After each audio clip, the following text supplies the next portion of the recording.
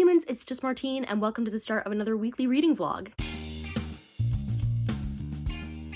It's the end of February, beginning of March week, weird transition time, but hopefully we're going to get some good reading done this week because I am on spring break. I still have work to do, but a lot less work than if it wasn't spring break. We'll see what we get up to this week. It's 2:30 in the afternoon and I just finished Finlay Donovan Jumps the Gun by Elle Cosimino, which I gave 4 stars, just like all the other books in this series so far. Although this one is brand new, so now I'm going to have to wait a while to read anything new in this series, but that's fine. I'm officially caught up on the series, which is a good feeling. I can't really tell you the plot of this one because it's so interconnected with the things that happened in the previous book, but needless to say, Finlay Donovan ends up in some sticky situations, and in this one it involves like a community outreach law enforcement program, which was fun to read about, especially because like I was part of a youth law enforcement outreach program in high school, and so like seeing that was interesting. I don't know, it brought back memories and was fun to read about. I've been switching between books all day, and that one I started last week, but I finally finished it, which is great because I feel like the last several books that I've read recently have all been small books, and I want my spreadsheet to not have too many small books, so this is going to bulk it up with a medium-sized book. Hooray! It's Monday evening and I just finished reading Poems for the Lost by Xerbia, and I'm giving this 4 stars. My friend lent me this poetry collection because he previously lent me Geometry for Ocelots, which is a full-length novel by the same author, and I really enjoyed it, so he wanted my take on these poems, and I had a really good time with this. I liked it. It wasn't like too smart of poetry, like I understood everything it was saying, which was nice for once. Like it was just reading about life, but from poetry, but in a really accessible way. Hi, turtle. Great. Another book down. It's now Thursday, almost afternoon, and I think 2 days ago now I finished reading The Miserable Mill by Lemony Snicket, and I've avoided talking to you about it for a couple reasons. One, I'm worried that I'm getting repetitive and boring when talking about a series of unfortunate events, so there's that. But also I didn't have much to say about it. I gave it a 3.5, so I didn't like it as much as the others, but I also didn't remember it as much as the others. I don't know. I just think it's not the best one out of the series. I think my fondest memories for the actual books are book 12, so I'm looking forward to that one, but we still have a ways to go. But I wanted to catch you up and say hi. I'm still here. I'm still reading. I just haven't been very chatty. So now I have my caffeine-free Coke popped open. I have a meeting this afternoon, but aside from that, I'll be reading for most of the afternoon. That's that. Wow, okay, it's Sunday morning and I have some things to catch you up on. First, book reviews. One, I read The Austere Academy by Lemony Snicket, which is book 5 in a series of unfortunate events, and I gave this one 4 stars, but I don't have much else to say about it. And then last night on my flight back, I did finish The Ersatz Elevator by Lemony Snicket, which I also gave 4 stars, and which I had not remembered as well as I thought, so it was very interesting. Like, there was a huge plot twist that I had completely forgotten about. I really like this part of the series that I'm in now, like around books 5 and 6, where we're starting to get introduced to different elements of the overall story, whereas before we've been going pretty consistently book by book in more of a formulaic method. All of a sudden we get attached to the bigger plot, and I really love that. So having a good time with that. And I also impulsively read Otter. I think it's by Catherine Applegate, but that could be so wrong. Anyway, I read Otter, which is a middle grade free verse book about an otter who was like born in the ocean but raised a little in captivity, released, and then gets attacked by a shark and is like brought back to the aquarium where they were originally raised, and it was so sweet and so cute and so well done. So 4 stars for that. I kind of realized that I'm unintentionally having a middle grade March, so it might now intentionally be turning into a middle grade March, but we'll have to see what I feel like reading for the rest of the month, because honestly this month, aside from Squash That series, is total mood reading basically. And then I had a very secret mission yesterday. On Friday night, I was scrolling through Instagram, which I never do, and I saw a post from Ridley Pearson, the author of Kingdom Keepers, aka my favorite series of all time, like growing up, it was my life. And the post was like, I have a signing at Disney Springs tomorrow. And I was around the Orlando area and I was like, oh my gosh. And at first I didn't think anything of it because usually I see Instagram posts like 5 days late. But I scrolled and it said that it had been posted 5 hours before. So I went and looked up the details and it turned out that there was a book signing for the new book, Inheritance, the next day at Disney Springs. And so I looked at Harris and I was like, you're never gonna believe, like, haha, it's so funny. I'm in this area, Ridley Pearson's in this area signing books. Isn't that wild? And he was like, let's go. Then it got crazy. So Saturday morning we go, the event started at 10. And I knew like some people would probably show up before 10, but I expected arriving at 10 to be perfectly fine. I was wrong. So we get there, there's this huge line and it's a huge mess because first you have a line to buy the book and then you have a line for people who bought the book so they have a wristband so they're in a signature line to meet and have their books signed by Ridley Pearson. We get in the book line. We stand in for a long while. This lady who works there keeps coming back and being like, I can't promise that you're going to get a book at this point in the line. Like if everybody before you buys 2 books, you won't get a book. And I was like, oh gosh, this isn't looking good. Honestly, it would have been better to just get there and then be like, no, we're out. Like, sorry, you missed your chance. I would have obviously still been devastated, but like having to wait the whole time and then being like, you probably won't get it, but like stand here for an hour and like maybe you will. So we wait in line, we get closer and closer. It looks like we're probably gonna get a book. And then the lady comes back and she says something that she hasn't mentioned the entire time.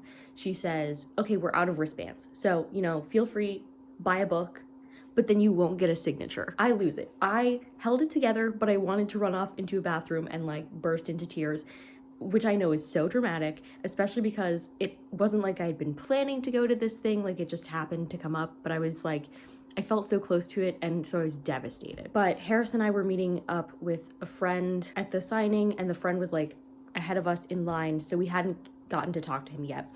So we go over and we're like, yeah, we missed our shot. Like, I was really sad, but we're catching up with him. Like, we're standing next to the line as he's in line. And he has a wristband, but he has a blue wristband. And everybody who was guaranteed a signature had an orange wristband. And then they gave out blue wristbands, which meant like, he probably won't have time. It was only a 2-hour signing. It was like, he probably won't have time to get to you, but like, you at least have a wristband. You can see how messy this was. So he's a blue wristband. And he was like, well, I bought 2 copies of the book. I'm giving one to a different friend, but I don't really need to have a signed copy of this book. Would you like me to get it signed for you? And I was like, yeah, like I'll pay for the book, but that would be great. And so we're standing with him and I'm still thinking like, it's great. I'm hopefully going to get a signed copy of this book, but still no promises because the blue wristband. But like, I'm not gonna get to meet Ridley Pearson, which I thought was the cooler part. We continue to stand like around him in line. The line moves up. Cast members, as they walk by, I keep being like, yeah, I know I'm not in line. I'm just like standing here with my friend while he waits so he doesn't have to wait in the like brutal heat alone. And it was good because we got to catch up with him. We were moving along the line, moving along. I saw some other friends, Kingdom Keepers friends specifically, and we chatted like before and after they got to see Ridley because they got there earlier than us. They got there at 9:30 and still took like forever to get a signature. So, but I had also seen on Ridley's page that his social media team had said like, we might have to work around some Disney rules, but like Ridley is going to make sure that if you're standing in the line waiting for a book to be signed, like you will have a book signed. We were hopeful that we get the signature, still weren't positive because Disney can be like really strict about their rules, but hopeful. So we're standing in line. We get up near the front of the line and keep being like, yeah, I'll hop out of this line. Like whenever they tell me to go, I'll go. So we get to the part where we'll suddenly be inside instead of outside. And this cast member is there and she's like, how many in your party? We say like, well, there are 3 of us, but only one of us with a wristband, like, so just one. We don't have wristbands. And she looked at us and she was like, you could have lied to me, and like laughed. I moved on and was like asking other people behind us in the party. So she entertains us for a few minutes because that was like her job. She gave us some trivia. And then there was like room inside to move the line inside. And so the next person's like, okay, how many in this party? And the girl at the door was like 3. They let us in. Shout out to that cast member for real. Probably at that point in the signing, because it was like already 12, so the signing was technically like supposed to be over. There was still this huge line of people hoping to get signatures. She was probably tired of having to police it, or like didn't care in the first place. Like if you're with someone with a wristband, fine. Because I didn't have like anything extra to sign because a wristband was like, you get 2 books signed. You can have up to 2 books signed with a wristband. So we're inside in the line, and it was in the Art of Disney store. I saw the paintings that are the puzzles that Lizzie uses for Jigsaw TBR, and I sent her a picture and was like, OMG, look. And I was waiting in line. I asked my friend, like, so what should I do? Like, should you just go up and get it signed? Like, what? And he was like, no, come with me. And Harris was like, okay, I'll take pictures. And so we got to the front of the line, and this doesn't feel real. Like, I'm sure I've made this up in my head, mass hallucination. But I got to meet Ridley Pearson, and I got the latest book signed.